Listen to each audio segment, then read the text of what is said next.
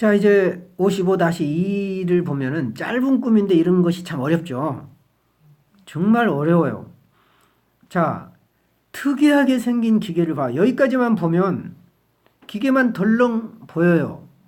그러니까 마치 그 대상이 없는 도상적 꿈처럼 이제 보인다는 거죠.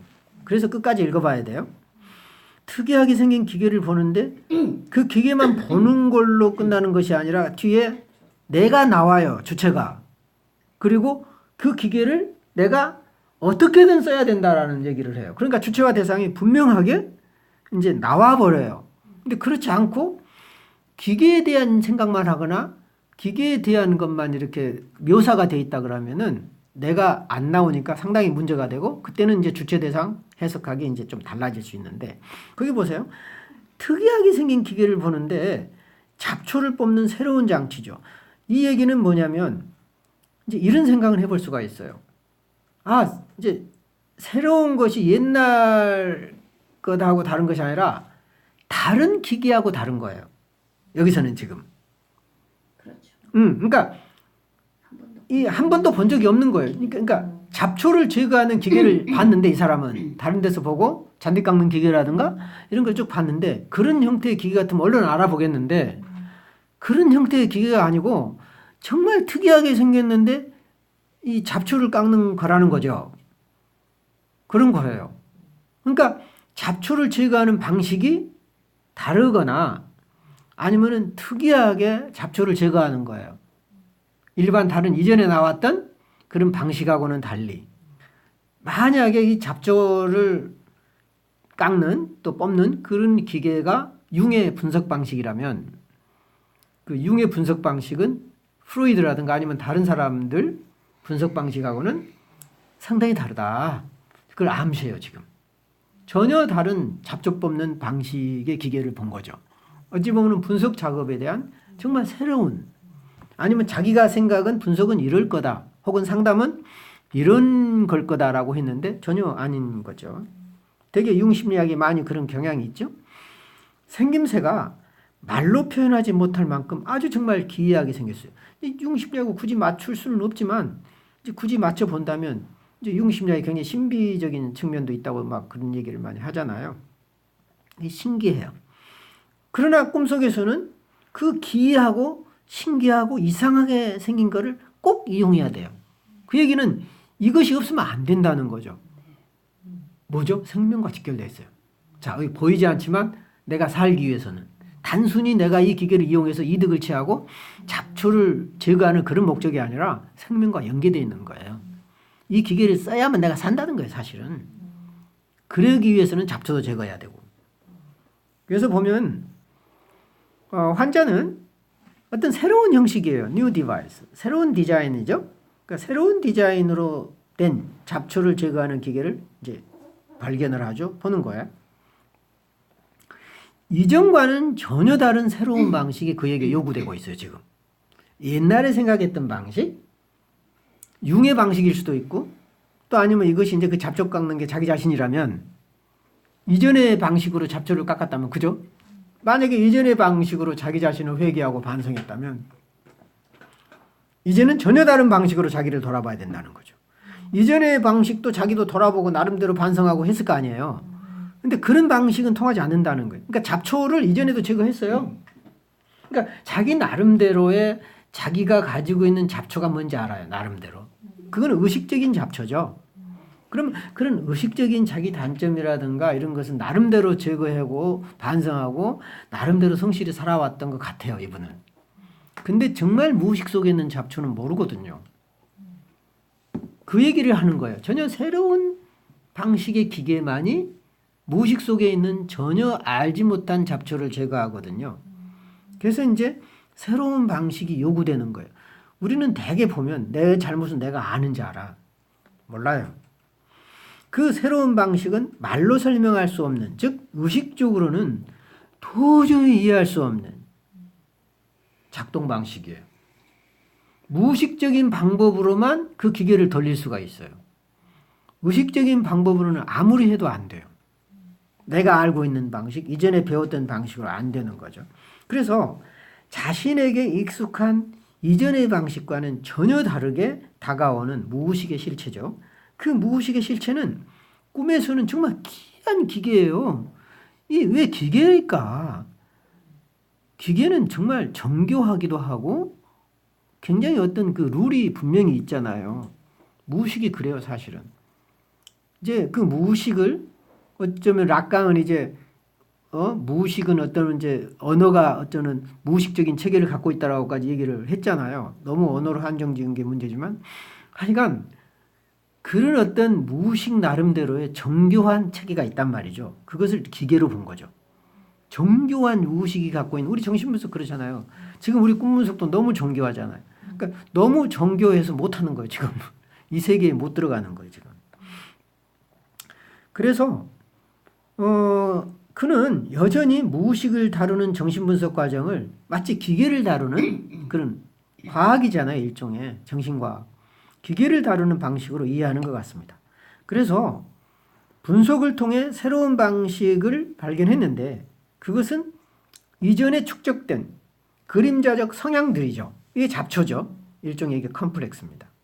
그러니까 무성하게 자기도 모르게 무성하게 자란 잡초들을 제거해야만 의식이 드러나요. 여기 의식은 새로운 땅이에요.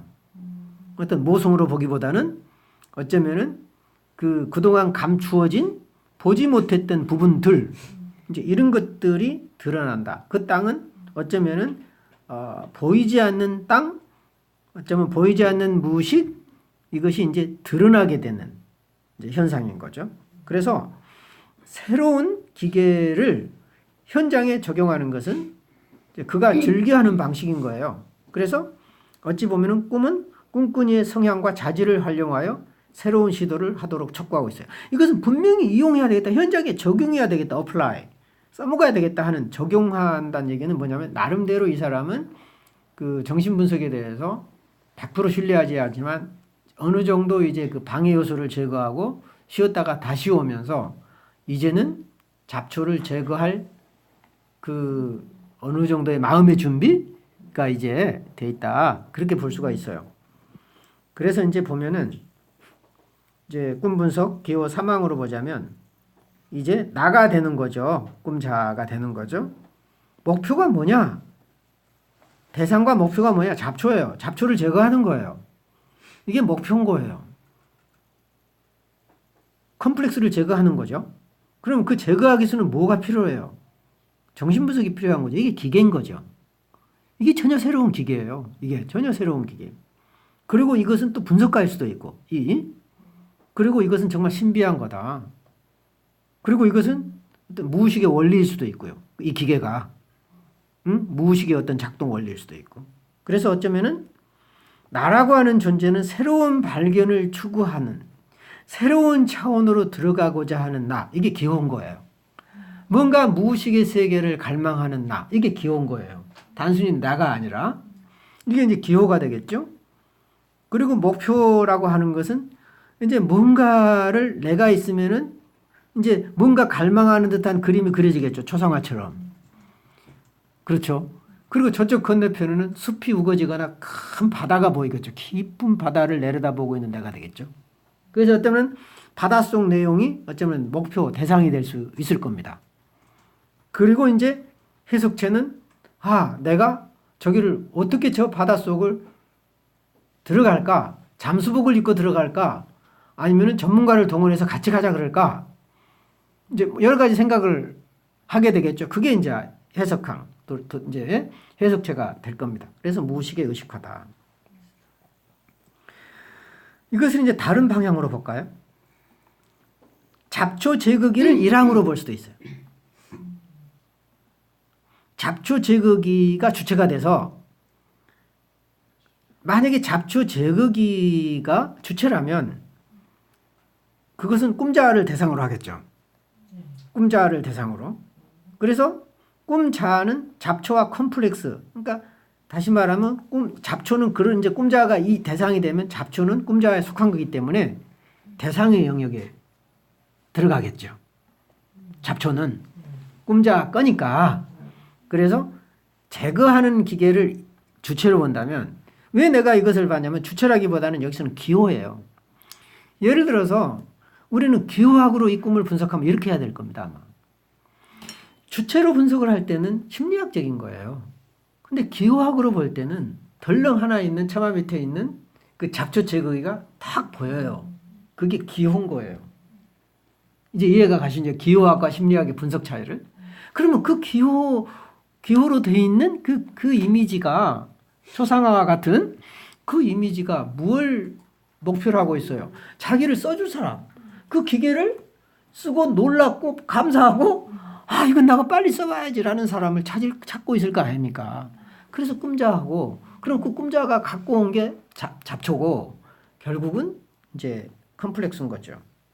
그러면은 그것을 꿈자가 가지고 온 그 잡초를 어떻게 제거하지? 그 얘기는 이 잡초 제거기를 어떻게 이용하지라는 그 기계 운영 방식이 되겠죠. 운전 방식. 이게 이제 해석체가 되겠죠. 방식, 방법 찾는 거. 그래서 이때 해석체 3항은 잡초 제거기를 움직일 때 생겨나는 동력, 에너지거나 그 잡초를 제거하고자 하는 동기, 방식 이런 것들이 될 겁니다. 그래서 잡초를 제거하고자 하는 동기가 컴플렉스나 그림자에 직면하려는 환자의 의지를 드러내고 이때 잡초 제거기 분석 과정. 잡초 제거기가 주체로 등장할 때는 이게 이제 분석 과정이고 분석가를 지칭할 수 있는데 그렇게 될 때 신뢰가 이제 분석가에 대한 신뢰가 된다. 기호학적으로 보면 이렇게 할 수 있다. 근데도 내용은 이제 같다는 거죠. 이렇게 기호학적으로 보나, 또 심리학적으로 보나, 결국은 내용은 같아지는 거예요. 자, 이 두 개를 내가 비교해 주면서 자꾸 무슨 뭐 기호학 따로, 심리학 따로, 뭐 편의상 분리한 거지. 결국은 그 의미는 거의 대동소이해야 된다. 이걸 보여주기 위해서 내가 구별을 했습니다.